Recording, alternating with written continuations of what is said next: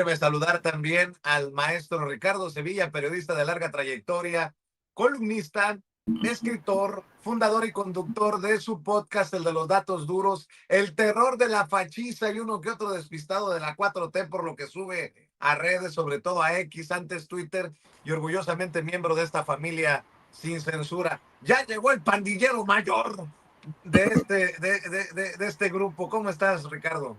Estoy muy bien, querido Vicente, público memorioso, muy pandillero, ahora con mi playerita napolitana, mafia napolitana, no, mafia del barrio, de la banda. Fíjate que estoy muy contento porque ayer, justamente, yo voy a decir las cosas como son. Este medio de comunicación sin censura es un medio muy responsable y entonces yo intercambié algunos mensajes con Vicente porque nos dimos cuenta, todo el tiempo estamos dando seguimiento a la información y a partir de un reportaje, el reportaje que le presentamos aquí en exclusiva el miércoles acerca de la inoperancia de las cámaras de videovigilancia concesionadas a empresas privadas, pues nos llamó muchísimo la atención el comunicado que da a conocer el C5. Pues es como una dirección que se encarga justamente de los botones de pánico, de las cámaras de videovigilancia, y nos llamó poderosamente la atención y hubo un intercambio. Y bueno, pues eso es muy importante entre periodistas, ver si la información que se presenta es avalada, es desmentida y que se tiene que probar y que se tiene que demostrar siempre con datos duros si lo que nosotros estamos señalando o presentando tiene los elementos para sustentarse. Y si no, pues dar la cara y decir, ¿sabe qué? Me equivoqué. Eso es válido. ¿Por qué? Porque este documento, en este caso, está dando a conocer que todo eso marcha muy bien, que sí servía esa cámara en particular, pero ¿qué cree? Que no servía. Todas las imágenes que han estado circulando provienen de cámaras de videovigilancia particulares, incluso la cámara desde donde se toma y hoy el medio de comunicación La Silla Rota retoma, es justamente el del residencial que está a un lado de donde se llevó a cabo este doble homicidio y la ruta se ha trazado con ayuda de cámaras privadas y de las cámaras de videovigilancia del C5 que sí sirven, porque hay unas que sirven y otras que no sirven, y nosotros ayer, para dar prueba de ello, salimos muy temprano, todavía no amanecía prácticamente, usted vio el video, lo pasamos el día de ayer aquí en Sin Censura, y dimos a conocer un ejemplo de las muchísimas cámaras que no sirven, que no tienen botón, y nos respondió el C5, nos respondió, nosotros volvimos a contestarle y dijeron ellos que no había habido ahí ningún problema, pero lo cierto es que la cámara no servía. La buena noticia es que ya sirve, no había botón de pánico, ya hay botón de pánico, y esa es la labor social, mi querido Vicente, que creo que le corresponde a un periodista. Nosotros no hacemos ningún tipo de denuncia penal, no hacemos aspavientos y todas estas cosas, pero este es un timbre de honor para los youtuberos que no quiere Hania Nobel. Nosotros le hacemos, pues hacemos, me parece a mí, una labor periodística a ras de piso.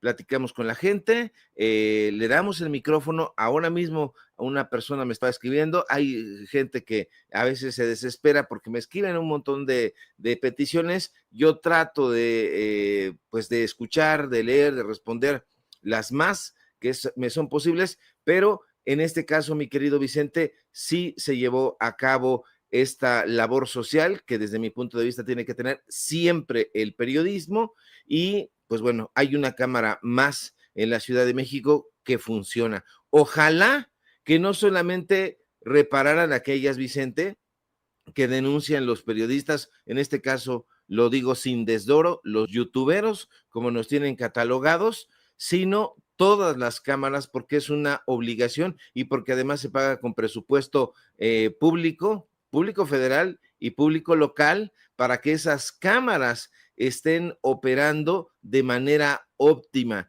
Es responsabilidad de las autoridades de todos los niveles cuidar, resguardar a la población. Vicente, me preguntaste cómo estoy y me aventé todo un rollo, pero lo sentí necesario. Estoy muy bien. No, Muchas es que gracias. lo importante es eso, servirle a la gente, mi querido Ricardo, y qué bueno, porque de esa manera se demuestra de que no somos parte de un sistema o red para el golpeteo, ¿no? Que nuestra crítica siempre es constructiva, con el afán de avanzar, y qué bueno que así lo asumen también las autoridades que corrigen lo que se tiene que corregir, y cuando consideren que estamos equivocados, que también lo marquen, porque de eso se trata la transparencia, la honestidad de lo que hacemos desde esta trinchera, y precisamente desde esta trinchera hemos sido críticos de un sector o de infiltrados o de maestros y maestras violentos de la CENTE, la coordinadora, que han echado a perder. Dijimos aquí, se equivocaron hace unos días con cercar Palacio Nacional, con un gobierno que ya les tiene una reunión con la presidenta, y bueno, la propia presidenta nos confirma que teníamos la razón. No va a haber reunión, echaron a perder de alguna manera este diálogo que iba a ser directo con la presidenta. Va a continuar con la secretaria de Gobernación, pero pues, la presidenta hoy descarta reunirse con los que agredieron a por lo menos un corresponsal que es Arturo Pavón del Chapucero, allá a las afueras del Palacio Nacional, y la presidenta confirma que no son las formas, que hay diálogo abierto, pero que no son las formas. Y bueno, pues ahí te la dejo votando, querido Ricardo Sevilla. En efecto, querido Vicente, ese es el papel fundamental del periodismo, servir a la población. Por otro lado, refiriéndonos a este tema, es algo brutal y yo diría incluso, yendo más allá, es una respuesta histórica. Le voy a decir por qué. Porque la presidenta Claudia Sheinbaum traza hoy una línea clara. No tendrá un encuentro, como bien apuntas, con la CENTE. Se equivocaron, por supuesto que se equivocaron, eso hay que decirlo. Yo estuve en comunicación con algunos representantes de la CENTE que me decían, oye, pues queremos conversar, etcétera. Está la puerta abierta para que conversen con nosotros y demos a conocer estas informaciones que ellos tienen, pero desde hace semanas tienes razón, se había instrumentado un diálogo para que la presidenta, o por lo menos se había instrumentado la posibilidad de que la presidenta se reuniera con la CENTE. No va a ser posible ya, porque la cerrazón de ciertos grupos ha escalado, lo hemos estado viendo en estos días, ha escalado tanto, Vicente, que lejos de abrir la puerta del diálogo, pues yo diría que ha pretendido dinamitarla. Así que la postura de la presidenta está muy lejos de ser un capricho, porque ya están diciendo ahí que hay cerrazón, que hay capricho. No, a mí me parece, por eso decía que era una respuesta histórica, porque en todo caso es una redefinición estratégica de la relación entre el Estado y uno de los movimientos sindicales más importantes, pero también hay que decirlos, más confrontativos, más beligerantes del país. Es un mensaje muy claro, un mensaje muy contundente, un mensaje que muestra que la época del eprianato, la época de la complacencia o de la negociación a cualquier costo, ha llegado a su fin, Vicente. Ahora bien, para entender la contundencia de esta decisión, a mí me parece muy importante analizar el impacto que han causado las acciones de la Coordinadora Nacional de Trabajadores de la Educación, porque más allá de las marchas y bloqueos, han habido una serie de consecuencias a propósito de estas acciones. De entrada, hay que decir que estas acciones, estas movilizaciones, que son más que movilizaciones, sí, lo quiero enfatizar, han causado un impacto económico directo. Es decir, fíjate, la toma de casetas, el cierre de carreteras, los bloqueos a los centros comerciales han representado pérdidas millonarias ya no digamos solamente para las compañías, las empresas, para todo el sector productivo. Y no me refiero exclusivamente, insisto, a las empresas, sino a la clase trabajadora que presta labores ahí en esas tiendas. Pregúntenle usted, por ejemplo, a la gente que trabaja, no quiero hacer infomercial ni nada, pero a la gente que trabaja en la Parisina, ayer, por ejemplo, ahí en la calle Venustiano Carranza, la gente que trabaja en la Merced del Refugio, etcétera, han causado ahí un impacto directo a la clase trabajadora, insisto, que presta sus servicios a esas tiendas. Que no se nos olvide, Vicente, que en estados como Oaxaca, como Michoacán, como Guerrero, donde la gente tiene precisamente una presencia, digamos, histórica, estas acciones han llegado a paralizar, estaba yo revisando las cifras, hasta el 40% de la actividad económica local en jornadas de protesta muy intensas, tirando a beligerantes. Y dice la presidenta que su gobierno está a favor de la libertad de manifestación. Me parece muy importante que lo enfatice, porque eso debe celebrarse. Pero, Vicente, esto ya no es un disenso, esto ya tiene características de un sabotaje económico. Eso por un lado. Pero por otra parte, hay que explicarle a la gente que la interrupción de clases no es un daño menor. No es un daño colateral, por utilizar esa palabra que se ha hecho odiosa. No, es toda una estrategia. Por ejemplo, fíjate, se estima que en promedio los estados con fuerte presencia de la gente han perdido entre el 25 y entre 25 y 40 días efectivos de clases al año durante la última década. Y eso, ¿en qué se traduce? En un rezago educativo incalculable para miles de niños y de jóvenes. Esto, ojo, porque va perpetuando Claro. círculos de pobreza, de desigualdad. O sea, es la educación, Vicente, la columna vertebral del desarrollo social, y está siendo rehén en este momento de un grupo que tiene agenda particular. Ojalá, ojalá que como lo hemos pedido desde esta trinchera y lo pide también la presidenta, la gente tenga la ética, la honestidad y la transparencia de denunciar a sus violentos o a los infiltrados. Y hablando de educación, Ricardo Sevilla, otra de la UNAM. Híjole, híjole, Vicente, es un tema que la verdad yo ya he visto tantas cosas, las he documentado, las he presentado aquí en este espacio sin censura, terribles en la casta dorada de la UNAM. Ya me da incluso hasta pues un poquito ya de recelo, es decir, ya estoy harto de lo que estoy viendo en la UNAM, pero lo de ayer es terrible. Lo que vi ayer en las redes sociales es que la Universidad Nacional Autónoma de México, supuestamente autónoma de México, se pone prácticamente de rodillas ante el régimen ucraniano. Y aquí hay una imagen que es la contraportada de la Gaceta UNAM, que es el órgano informativo más importante de la Universidad Nacional, pues entre comillas, Autónoma de México, y esta Gaceta publica en su número más reciente la fotografía, una fotografía desde luego con ayuda de inteligencia artificial, pero el sentido de la imagen es muy preocupante. ¿Por qué?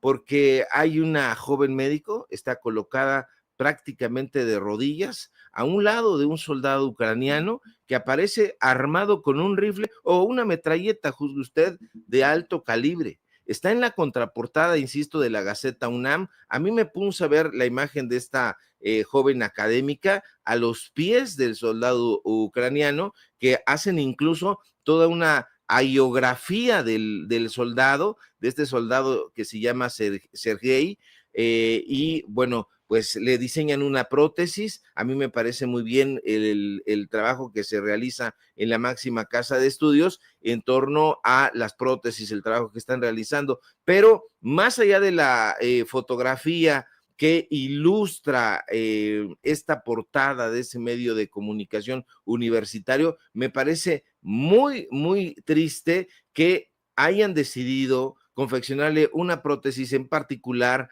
a este soldado ucraniano que ha estado, de acuerdo con la crónica que ellos presentan en este número, pues ha estado en el frente de batalla, es decir, disparando, matando gente, hiriéndola a palestinos. Híjole, esto no es el descuido de un editor pasguato, Vicente. Esto es una clara postura editorial e institucional. ¿Por qué?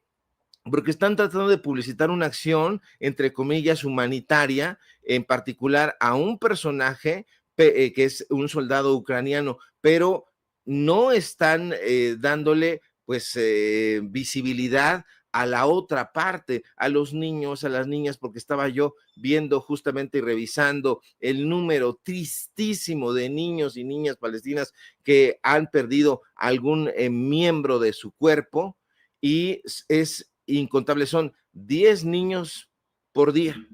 10 niños, 10 niñas que han sufrido amputaciones o han perdido ambas piernas, ambos pies, y no hay para ellos ningún tipo de prótesis, no hay una portada desde la Gaceta de la UNAM, y ya no digamos los niños ucranianos, Vicente, aquí en propio México hay menores de edad, niños y niñas que pues están prácticamente mutilados. ¿Dónde están las prótesis de la UNAM para ellos? ¿Dónde están las portadas de la Gaceta UNAM consagradas a ese tema? A mí me parece, como he dicho y he denunciado, una izquierda boutique. A mí me parece esto un humanitarismo boutique, hipócritamente selectivo, estratégicamente publicitable, que lo vean todos, que vean qué buena es la Universidad Nacional Autónoma de México, porque hace prótesis, pero para un soldado que en esa imagen aparece armado. A mí me parece la mercantilización de la empatía, la instrumentalización del sufrimiento humano con fines de pues, publicitarios, o lo más preocupante, Vicente, de alineación política. A mí esto me parece muy, pero muy triste, porque se está la UNAM de alguna u otra forma, pues adhiriendo a narrativas geopolíticas dominantes. A mí me parece que la UNAM siempre debió tener, y ya lo ha perdido lamentablemente, pues el compromiso ético, histórico, de ser una voz para los que no tienen voz, de ser un refugio donde se pueda conversar sobre los oprimidos, sobre los olvidados, pero no para dárselo como a manera de megáfono a narrativas neoliberales. A mí me parece muy, pero muy triste esta imagen, esta portada. Me quedé pasmado, Vicente, porque lo estaba yo viendo. Siempre estoy revisando la información de todos lados que puedo, y vi esta portada y dije, no puede ser, no puede ser, adhiriéndose la UNAM, nuevamente metiendo las cuatro patas, porque ya no son pumas, son borricos, borricos de noria. Y bueno, pues ese es el carácter moral con el que se conduce, no el estudiantado, no la comunidad universitaria, sino los que toman las decisiones editoriales, que en este caso es, como siempre, la casta dorada de la UNAM. Mi querido Ricardo Sevilla, aparte de pedirte que dejes la víbora chillando siempre, porque lo disfruto, porque pues, generas toda clase de reacciones en redes sociales, ¿me puedes hacer el gran favor de revisar en el momento en que se pronuncie Felipe Calderón? Lo va a hacer tarde o temprano por el destape ya no solo de un narcogobierno, sino de un gobierno corrupto hasta la médula, por los contratos que llevaron a Genaro García Luna y a su esposa y a sus cómplices a nadar en billetes. Es lo que hoy queda establecido. Ahí te encargo, por favor. Mientras él nada en alcohol, seguramente habrá reacciones del comandante Borolas. De Peña Nieto no creo, porque son además muy cínicos. Porque queda claro que los dos gobiernos, el de Calderón y el de Peña Nieto, apapacharon retacaron de billetes a los García Luna. Ricardo Sevilla, para cerrar tu comentario y obviamente la invitación de todos los días para tus trincheras. Claro que sí, querido Vicente. Enrique Peña Nieto sabe perfectamente que fue un instrumento de los medios de comunicación corporativos, de los dos, porque los dos, Televisa, Televisión Azteca, lo impulsaron muy fuertemente a que se convirtiera en un presidente, presidente títere de medios de comunicación que hicieron posible esa reforma a las telecomunicaciones y que tanto aplaudió Leoncito Krause, su papá León Krause y todos estos personajes que ya ha visto usted cualquier cantidad de veces en fotografías que le hemos presentado.